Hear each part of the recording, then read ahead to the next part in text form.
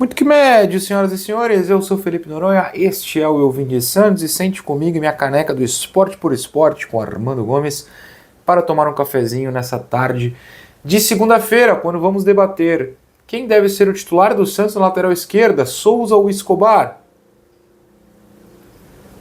Então, para mim, a resposta é óbvia, quem me acompanha sabe, mas eu acho que a gente precisa trazer dados e análise para esta discussão. Lembrando que, tradicionalmente, de segunda-feira eu faço o vídeo tático aqui no canal após jogos do Santos, mas eu fiz a tática já no vídeo pós-jogo. Então, se por um acaso você não viu, no análise e comentários, né, de Santos 2, Botafogo 2, tem lá imagens táticas, eu mostro o 3-5-2 do Vojvoda. O lado negativo foi o posicionamento ruim da zaga, eu faço a análise lá. O lado positivo foi a boa atuação do Souza no 3-5-2 como ala, faremos análise aqui. Também tivemos vídeos sobre a arbitragem, além da live do Trio Claro. Hoje, nessa segunda, 6 da manhã, eu publiquei o vídeo sobre as reclamações de Alexandre Matos e Marcelo Teixeira para com a arbitragem.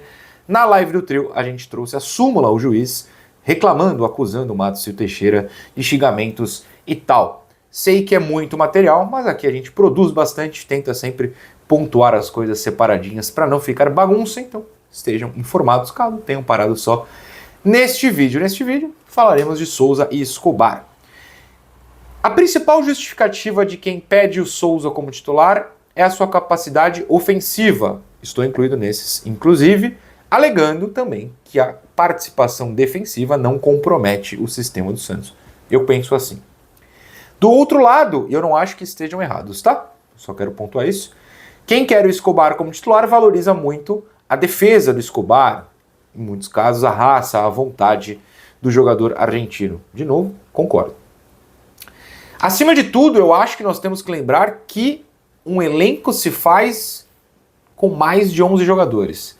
É que a gente está do lado pobre da força e esquece que os nossos rivais, que tem grana, que estão lá em cima da tabela também, tem titular, tem reserva e se bobear tem um terceiro ali podendo jogar. Pensa no Flamengo, que vive tendo lateral direito titular, reserva, ainda tem o cara da base subindo, que é forte, não sei o que e tal. É o ideal. Times da Europa também funcionam assim. O Palmeiras funciona assim, até falando de lateral mesmo, por exemplo, eram Marcos Rocha e Mike, agora já é o Kelvin e o Giai. Assim, os caras vão produzindo e colocando no elenco jogadores que podem revezar, que podem ser escalados juntos.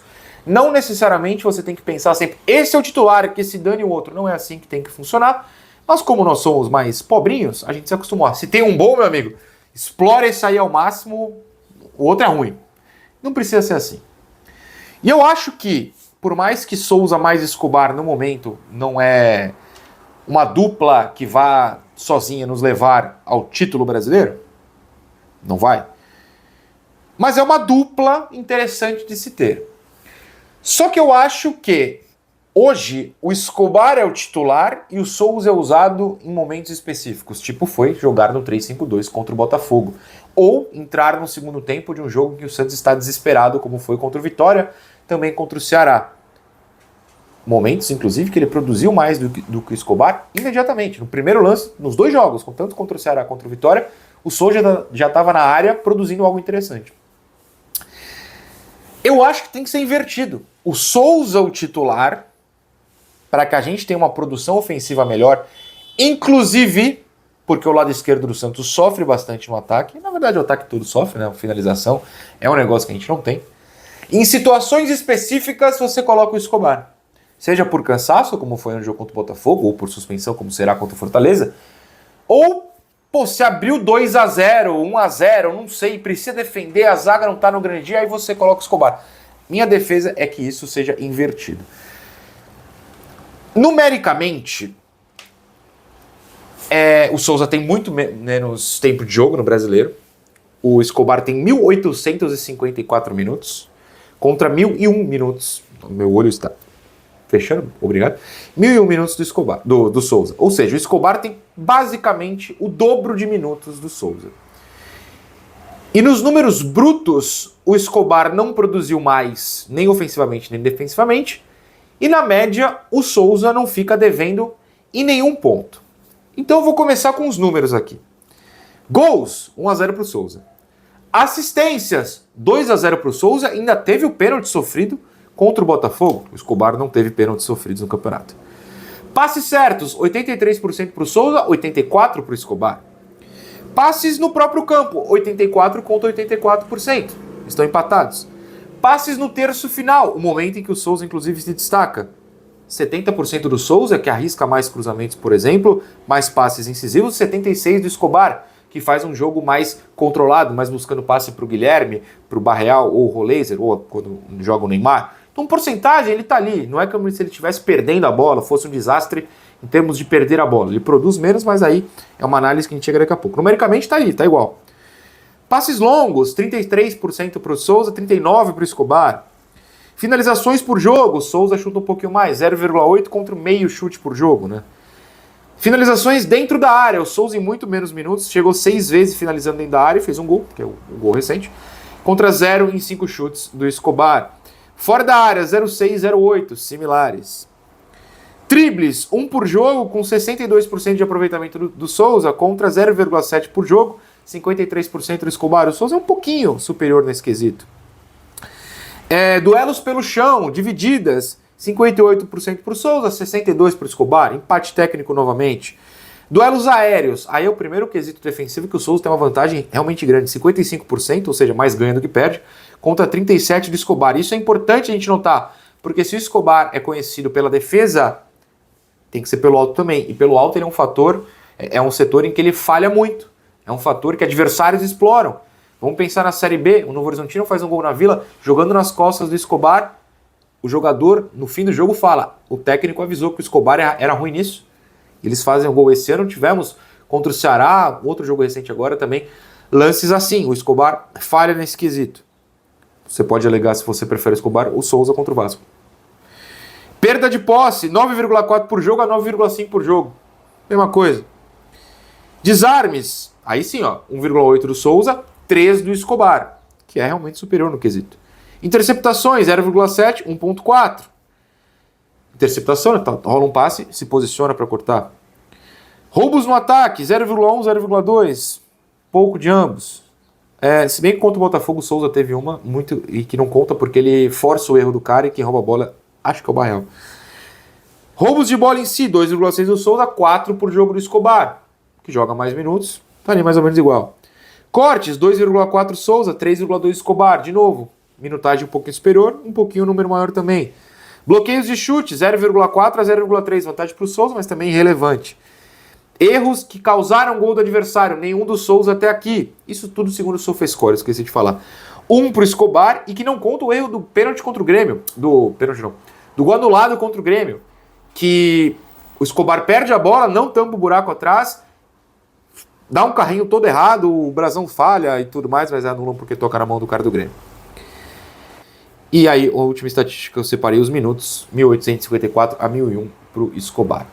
Numericamente, é muito similar. O Souza com menos minutos e consegue, na média, em números brutos, se aproximar do Escobar, que tem alguma vantagem em 1 ou 2 quesitos defensivos. O Souza tem um pouquinho mais no ofensivo. Eu não falei o cruzamentos, que também é bem similar, pouco abaixo dos 20% para cada um. Para mim, então, o que causa a titularidade do Souza, na minha opinião, o que deveria causar, né? Porque causar de fato não causa, são 2 fatores. O primeiro é o potencial.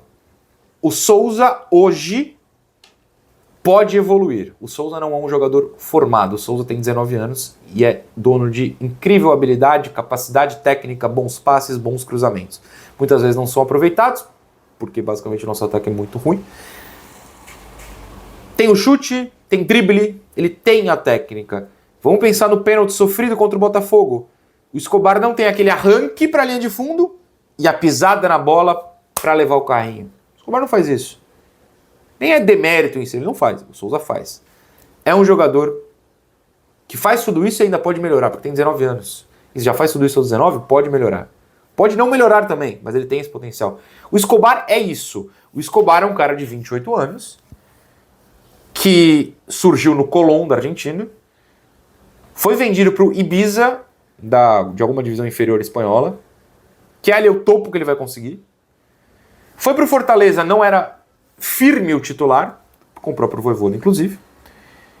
E aproveitou o Santos numa crise de laterais incrível para se tornar titular. Ele está vivendo o auge da vida agora, mas ele não evoluiu, ele é isso. Esse que é o Escobar, é o auge dele. O Souza a gente não consegue nem imaginar o auge. Então eu sei que a gente precisa do resultado momentâneo, mas eu acho que o momento do Souza já entrega o suficiente e ainda pode melhorar. Vamos pensar no ano que vem, se não venderem, porque eu não sei se vai acontecer. Ou você tem um Escobar mais velho, isso aí para baixo, ou você tem um Souza um ano mais velho, ainda aos 20 anos, podendo entregar mais. Eu me firmaria no Souza.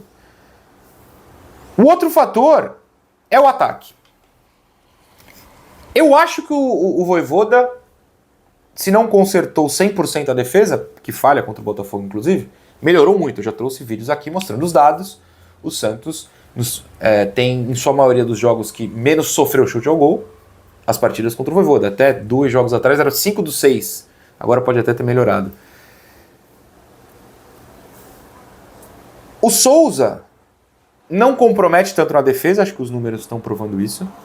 O Souza ainda, pelo menos, não é aquele jogador que conquista pela raça, mas também não é um jogador que deixa o buraco lá atrás e aí tem que voltar correndo e mostrar raça, que é o que o Escobar faz. E o ataque, o Souza tem maior capacidade de armação, fechando para o meio. Contra o Botafogo ele vinha para o meio para o Barreal abrir, ou no segundo tempo com o Guilherme passando e ele abrindo, e ele vindo para o meio. Como ele pode ser esse cara do lado, porque tem a ida à linha de fundo como uma de suas características, coisa que quando tá Guilherme e Escobar juntos, embola, né? Nenhum deles é habilidoso o suficiente para tirar o cara e levar para linha de fundo. São raros os lances que eles individualmente constroem por lá. Contra o Botafogo, o Souza criou vários lances, inclusive o pênalti, num lance que ele vai para linha de fundo sozinho. Isso também permitiria ao Guilherme, se ele continuar titular, mais oportunidade de não precisar receber a bola lá na ponta e já ir direto para a área para receber o passe do Souza. Como foi o gol contra o Vitória, lá no Barradão, que foi 1-0, exatamente assim. Um cruzamento do Souza para a cabeçada do Guilherme. Eu acho que o Souza não compromete em nada na defesa, numericamente, inclusive está provado. Como te dá muito mais opção no ataque de habilidade, de drible, de jogada individual, de potencializar os seus companheiros, tal como o Guilherme, de tirar a responsabilidade do Guilherme, de criatividade, entrada na área. O Escobar não tem jogada que você fala, chegou de cabeça de surpresa, ou finalizando como foi o Souza no gol contra o Botafogo. Souza tem, tá aí o exemplo, claro. Eu acho que o Souza já te entrega mais possibilidades do que o Escobar te entrega. Eu sei que é bonito e que a gente está acostumado a valorizar a raça, a entrega, e eu não tiro isso do Escobar. Mas ela te dá um teto. O teto do Escobar é baixíssimo. O teto do Souza a gente não consegue nem imaginar qual é neste momento. Essas são as minhas alegações, os meus argumentos. E claro, respeitosamente defendo o outro lado, defendo o meu lado, defendo que você nos comentários tenha paz para fazer a sua análise, tá bom? A gente conversa então nos comentários. Tchau!